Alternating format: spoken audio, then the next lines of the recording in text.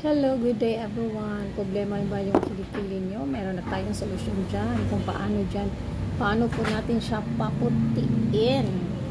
So, ito po siya. Yung kilikili ko dati, hindi siya masyadong maputi. Pero, hindi naman masyadong maitim. Yung katamtaman lang. So, meron akong ginamit ko siya sa kilikili ko. Ginamit ko siya every other day. Minsan, everyday. Depende kung pwede siya gawing everyday. Kasi minsan, natin, parang mamumula siya ba pag lagi na itong nilalagyan. So, ito yung gamit ko, guys. This one. So, ito siya, guys.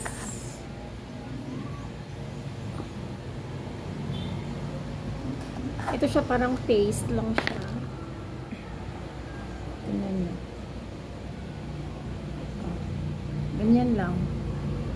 Tapos, sa pag-apply yan, lagay nyo lang konting-konti. Tapos, yung kilikili dapat ay wet. O, apply nyo after shower. Ganito lang siya karami ang paglagay. Like this. Oh my God. Ganito, oh. Konting-konti lang talaga yan. Ay, rajud kayo na.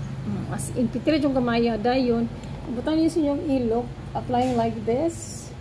So, dapat wet. Spread all over. Spread lang ni mo. Diba? So, ra siya, guys, ang pag-apply. So, dili ni mo kinahanglang daghanon. Ako lang gibutang ang uban.